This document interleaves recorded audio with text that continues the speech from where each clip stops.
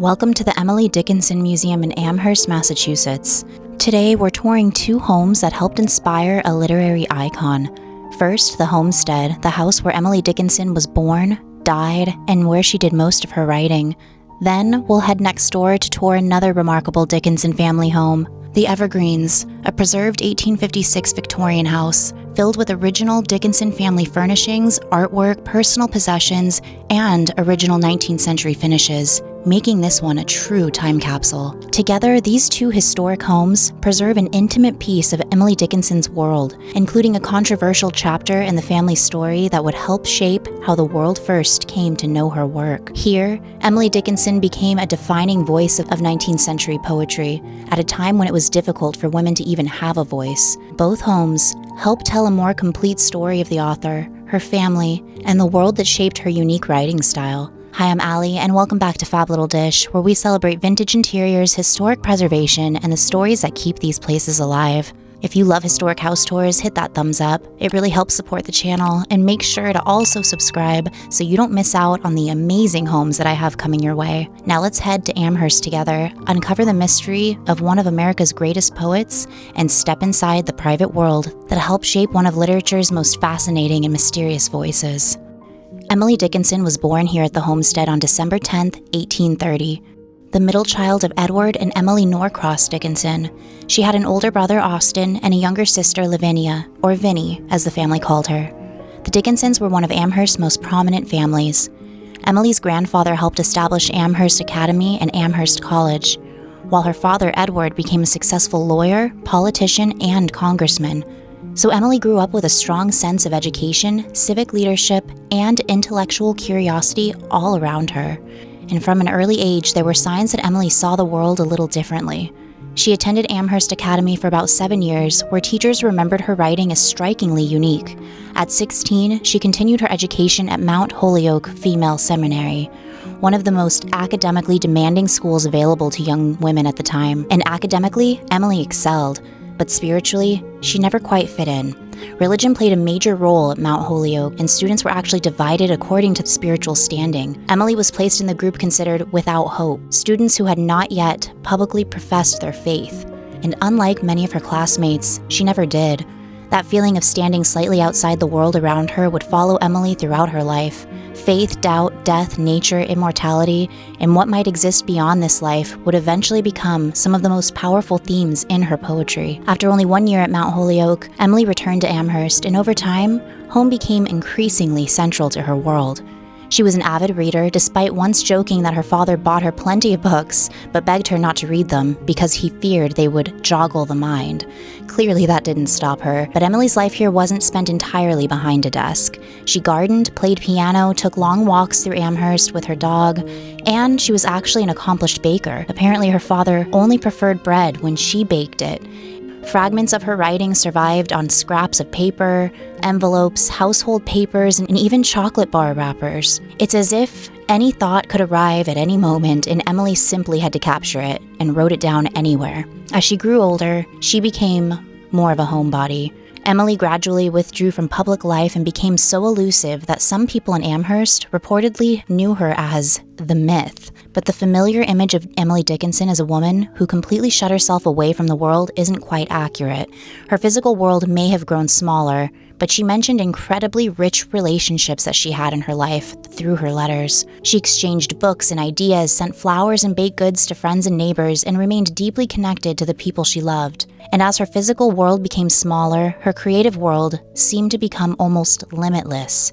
Beginning in her late 20s, Emily started organizing her poetry into small hand-sewn booklets. By the time she died, she had written nearly 1,800 poems, and they looked unlike anything else that had been written at the time.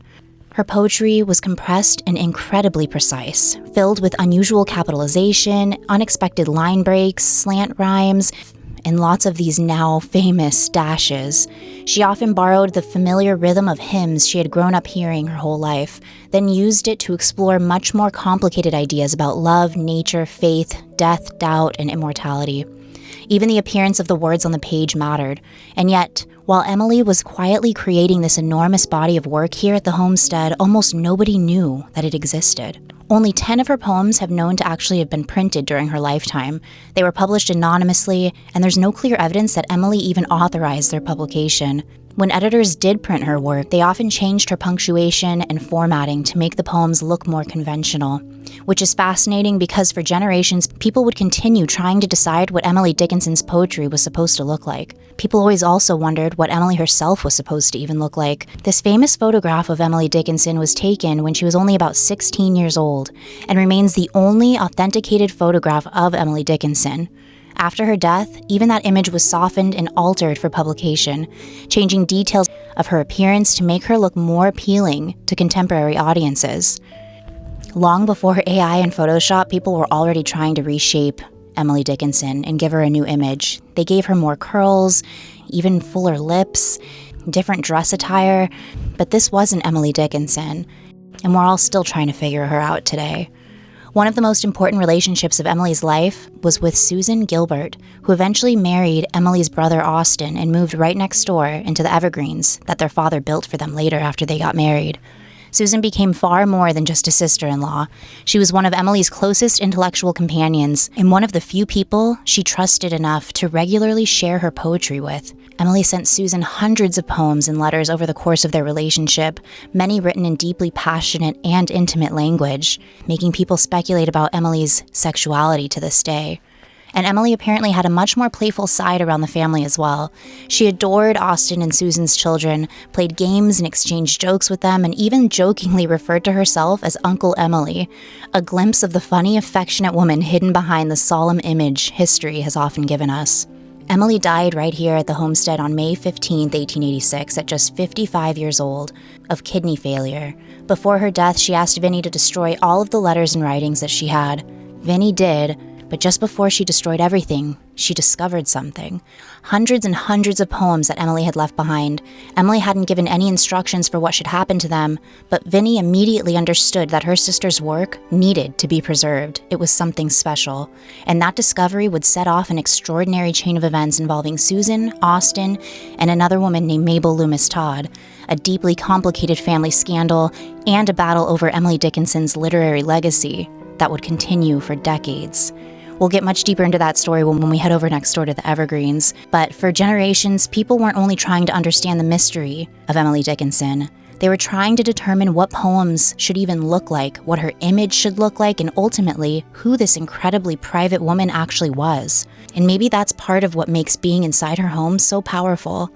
When so much of Emily Dickinson's life has been interpreted, edited, and reshaped by other people, these rooms bring us just a little closer to the world as Emily actually knew it. Walking up to the homestead feels incredibly powerful, knowing Emily Dickinson was born here, spent most of her life here, and ultimately created the work that would make her one of America's greatest poets of all time. Built in 1813, the brick home has stood at the heart of the Dickinson family story for more than 2 centuries. During my visit, preservation work was underway on the exterior, a very visible reminder of the ongoing care required to protect a house like this and preserve the place that shaped so much of Emily Dickinson's life and her writing. Now let's step inside. We were briefly standing in the hallway when the tour guide was introducing Emily Dickinson and her home to us, but she did mention that this floor is a reproduction of exactly what Emily and the rest of the Dickinson family would walk on when this home belonged to them. This is the Homestead Library, which also served as the home office of Emily's father, Edward Dickinson, a prominent lawyer and politician. The room functioned as a family library as well, surrounded by glass front bookcases filled with books and ideas that helped shape Emily's intellectual world. But one of my favorite features is just beyond this room. When the Dickinson family returned to the homestead in 1855, Edward added on a small glass conservatory for Emily, giving her a sun-filled sanctuary where she could grow flowers and more exotic plants all year round. She could step directly into it from the library, creating this beautiful connection between two of the things that inspired her most, books and the natural world. Emily Dickinson never married, and throughout her writing, she often questioned the traditional expectations placed on a woman as wives and homemakers. Growing up under a strong and sometimes imposing father may have helped sharpen that fiercely independent side of her. Edward Dickinson took his role as head of the household very seriously. His word carried enormous authority and weight within the family.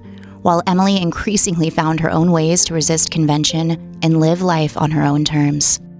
This is the Homestead Parlor, actually a double room that gave the Dickinson family space for both everyday family life and more formal entertaining. Much of what we see today here was carefully recreated during the museum's major restoration project to bring the house closer to how it looked during Emily Dickinson's most important writing years. Emily's niece remembered the room as cool, dark, and somewhat formal, with large pattern wallpaper and an incredibly colorful floral carpet. Using those descriptions, the museum recreated the dramatic Brussels carpet that we see here today, filled with overflowing flowers and deep, rich colors, a beautiful contrast to the otherwise restrained room.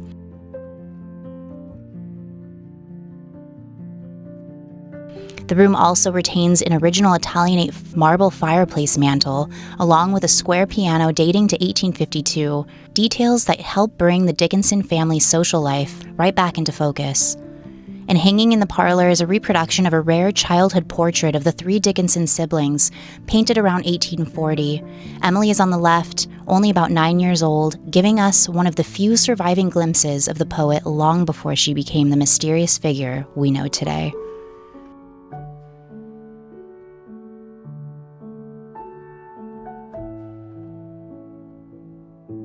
This was a space where the Dickinson family would read, write, and talk with one another.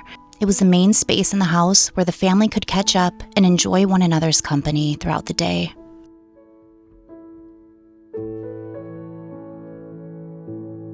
Some pieces that we're seeing throughout the house, too, were donated by the Dickinson show that is on Apple TV and other movies and TV shows that have been filmed here. This is a very iconic filming location for anyone capturing Emily Dickinson and her history.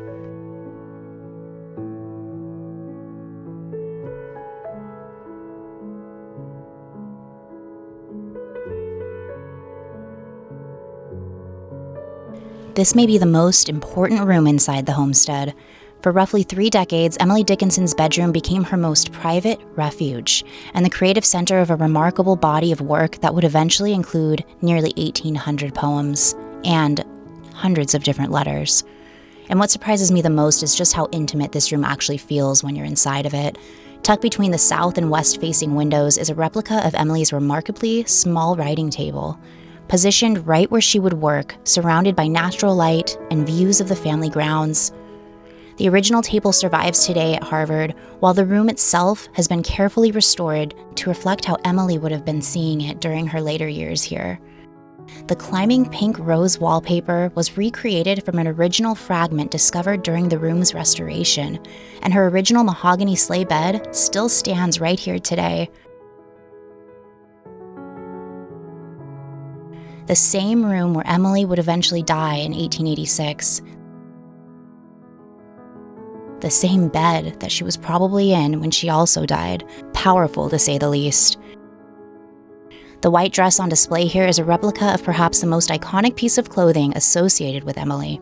The original was actually a fairly ordinary cotton wrapper dress, also known as a house dress. It was just simple, breezy, easy, practical clothing that women wore at home, although Emily's preference for white would later become part of the mystery surrounding her public image. So just imagine Emily in this dress with her chocolate wrappers sticking out that she's been writing on, and I'm sure there were stains all over her dress from all of the baking that she was always doing. And these are all the wonderful little details that make the room feel so much more personal and make you feel that much closer to who Emily actually was. And this is the original cast iron Franklin stove that provided the essential warmth that enabled Emily to write and sustain her reclusive, creative life during harsh New England winters.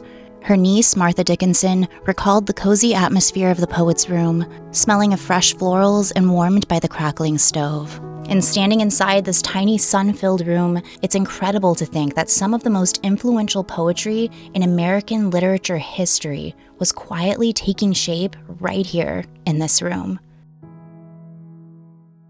This is the northwest bedroom, the room used by Emily's mother, Emily Norcross Dickinson. After suffering a stroke in 1875 that left her paralyzed, Emily's mother spent the final years of her life largely confined here in this room, with Emily and her sister Vinnie taking on much of her daily care. And one of the most interesting details is this room's location. It sits directly beside Emily's bedroom, with an interior passageway connecting the two spaces, allowing Emily to easily move through between her private writing world and the responsibilities of caring for her mother. That passage had been closed over time, but it was carefully restored during the museum's recent restorations. The blue pattern wallpaper in here was also recreated from original fragments discovered in the room, while the original mantel and fireplace surround remain in place, helping return this deeply personal space to the way the Dickinson family would have known it. Emily famously wrote that caring for her mother in her older years reminded her of roles being reversed when her mother would care for her when she was a child. That's an interesting way of looking at it, and it must have been heartbreaking for her to see her mom slowly declining right here in this space. And now we're heading just across the lawn to the Evergreens, the remarkably preserved 1856 Italianate home built for Emily's older brother Austin and his new wife Susan at the time of their marriage. Purchased and built as a wedding gift for Emily's older brother and Sue, Emily's very dear and close friend. Designed by architect William Fenno Pratt, the Evergreens became a striking contrast to the homestead next door. And what makes this house so incredible today is just how much of the Dickinson family's world remains intact here. The house changed very little after the end of the 19th century, remaining in the hands of the Dickinson family members and their heirs, who intentionally preserved it rather than modernizing it. So that means that the only people to ever live in this home were Dickinsons. Today, it remains filled with Dickinson family furniture, artwork, books, household objects, and personal possessions, making the Evergreens a true Victorian time capsule, original to the Dickinson family. The Evergreens became a center of Amherst's social and cultural life, welcoming writers, artists, politicians, and intellectuals, including guests like Ralph Waldo Emerson and Harriet Beecher Stowe. Emily herself spent many happy and social moments here with her family. She was a very frequent visitor, and she was especially close to Austin and Susan's children. She would bake here, visit with Sue and her brother, and she loved playing with the children throughout the home. And this house also brings us back to that more controversial part of the Dickinson family story that I mentioned earlier. Austin and Susan's marriage eventually deteriorated, and in 1882, Austin began a long-time affair with Mabel Loomis Todd. Mabel would later become one of the most important people involved in bringing Emily Dickinson's poetry to the public, transcribing and editing hundreds of poems after Emily's death, and helping to publish the first major collections of her work. So the relationship unfolding between these two neighboring houses didn't just shape Emily Dickinson's private life. They would eventually ultimately shape the way the world first came to know her poetry, initiating her legacy. Stepping into the Evergreens, the contrast with the homestead is immediate. The entry hall introduces us to the richer, more elaborate Victorian world that Austin and Susan created here, with deep red walls, dark carved woodwork, gilded artwork, and the dramatic staircase rising through the center of the house. Austin and Susan were also passionate art collectors, and that love of art is apparent almost immediately as soon as you walk in their house. Large paintings and heavy gilt frames line the walls, giving visitors a sense of the cultured, fashionable home they created here and the social world that the Evergreens became known for in Amherst. It's one of those rare historic interiors where you don't have to picture so much what it looked like when the families lived here, because so much of the original Dickinson family world is still right here, preserved just as they saw it. The library is another incredible example of just how intact the Evergreens remains to this day.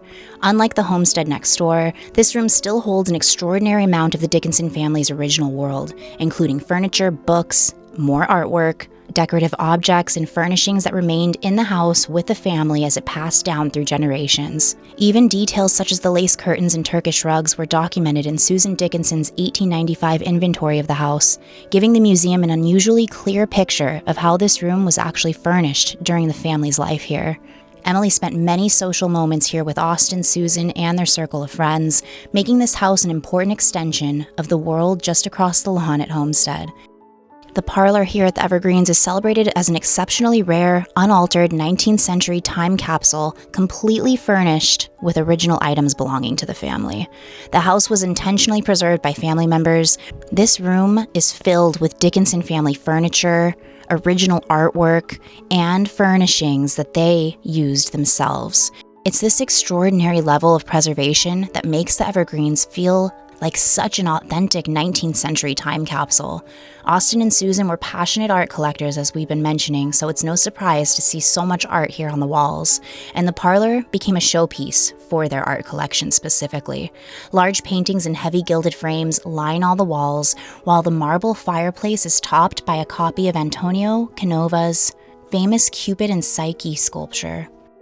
Emily also spent many happy evenings here with her friends and family. One visitor later remembered her sitting at the piano, improvising her own unusual melodies amid evenings filled with laughter and conversation. And the tour guide was even telling me when they had to remove some paintings to make sure that the walls behind were still intact, you could still see the exact gray area where the painting had originally hung, meaning that these paintings had not been moved for years, creating an almost permanent little shadowed area on the walls where they hung.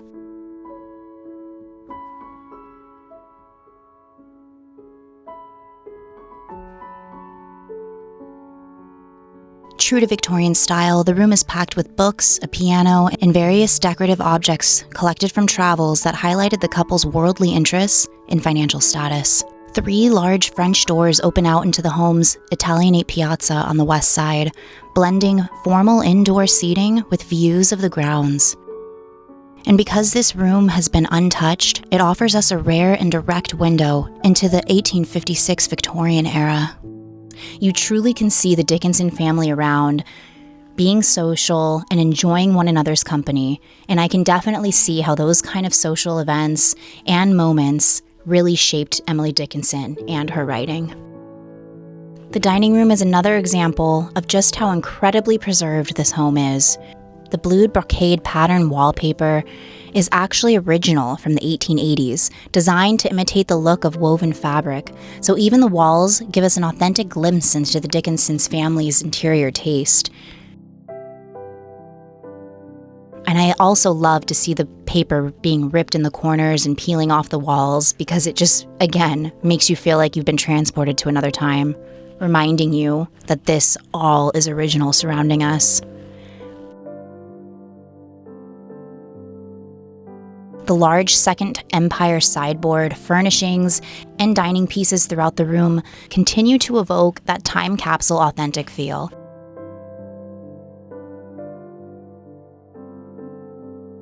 At the center of the room, the table is set with blue Canton china for a family dinner. And while it feels relatively intimate here, the table could actually expand to seat as many as 14 guests. Very fitting for Austin and Susan's social world, who regularly entertain members of Amherst's social and intellectual circle. The dishes and decorative pieces were also part of the way that the Dickinsons expressed their sophisticated taste, with objects reflecting the family's connection to a much wider world beyond Little Amherst.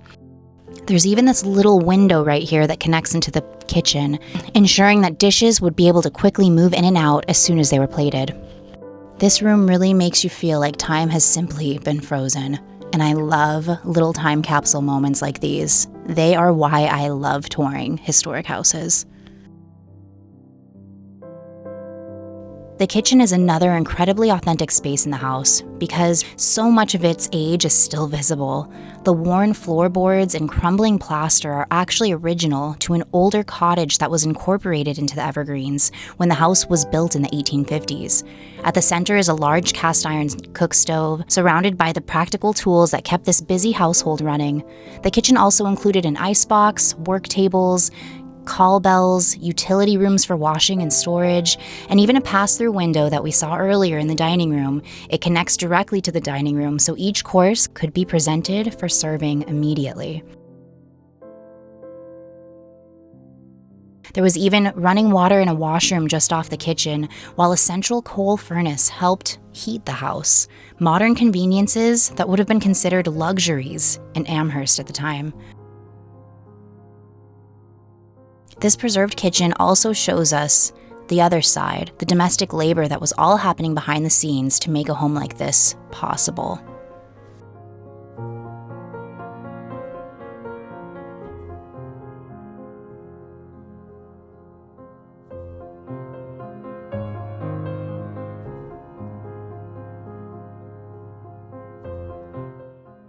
This is the Maid's room at the Evergreens, which directly highlights the lives of the working class individuals who maintained the Dickinson estate, and its simplicity is striking compared with the richly furnished bedrooms and parlors used by the Dickinson family. Austin and Susan depended on paid household labor to maintain a home of this size and support their busy social life. Many of the Dickinsons' domestic workers came from immigrant and working class backgrounds, and their labor was essential to everything happening in the more glamorous rooms downstairs. This room's location is also intentional. It's close to the nursery and right above the kitchen, making sure that the maid was within easy reach of the family and all of her household duties.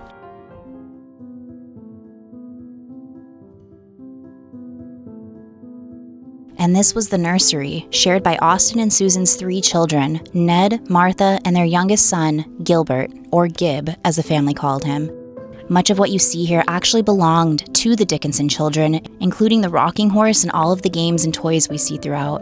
There's also an early tricycle right here that Gib reportedly rode all around Amherst. But the nursery eventually became closely associated with a very heartbreaking chapter in the Dickinson family history. In 1883, Gib contracted typhoid fever and died at just 8 years old. Emily adored her young nephew. It was reported that he was her absolute favorite of all her niece and nephews. He had a very out-there personality, so Emily connected to him in many different ways. And the night that he was dying, she came over across the way from the homestead to sit beside him throughout the night before he died. His loss devastated the entire family, and Emily's own health declined noticeably afterwards. In a letter to Susan after his death, Emily wrote that she could still see him in the stairs and in everything that flies, capturing the energy and the spirit that the family remembered so vividly within this little boy. The story of Emily Dickinson didn't end with her death at the homestead in 1886. After Vinnie discovered the poems that Emily left behind, she first turned to Sue to help prepare them for publication. But when that process was moving too slowly, think about it, Sue lost her best friend, her marriage had collapsed, and her son died. So there was a lot going on. So Vinnie gave some of the work to Mabel Loomis Todd, the woman who had been having a long affair with Susan's husband, Emily's brother Austin.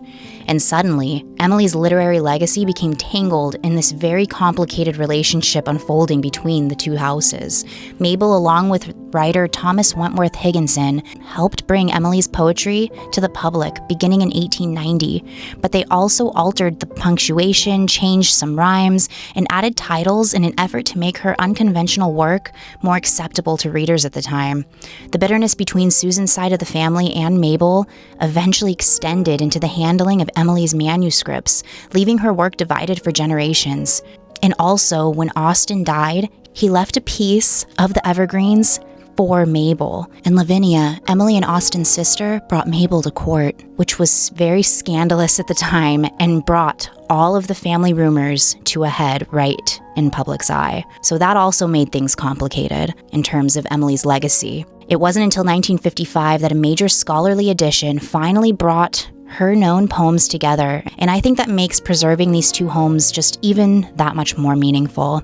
The homestead gives us the private world where Emily lived, thought, and created, while the Evergreens preserves the family relationships and complicated history that became inseparable from what happened to her work after she was gone. More than a century later, Emily Dickinson's voice has reached far beyond this quiet little corner of Amherst, but it's here, inside these two homes, where we can still remarkably get close to the woman behind the words and understand her that much more.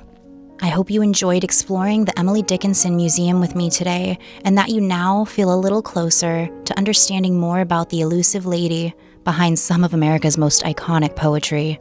Let me know in the comments what inspired you the most from today's tour, whether it was Emily's bedroom and writing space, the preserved Victorian interiors of the Evergreens, the family history, or simply seeing the homes that shaped so much of Emily Dickinson's life and legacy. Thank you so much for being part of this journey with me. Remember to hit thumbs up to support historic preservation, and also subscribe so you can join me on all of these amazing future house tours that I have in store for you. Until our next historic house tour next week, keep enjoying the beauty of vintage home, everyone. Au revoir.